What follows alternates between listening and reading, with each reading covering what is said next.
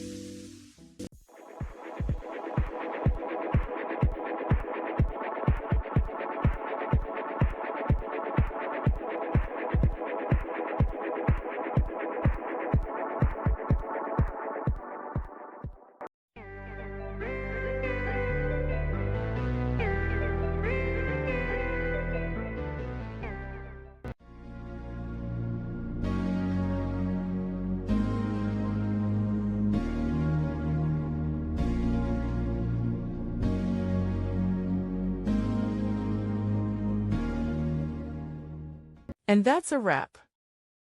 I hope you found the answer you were looking for. If you did, take a second to hit that subscribe button. It really helps out. And let me know in the comments which solution worked best for you. See you next time in the debug zone.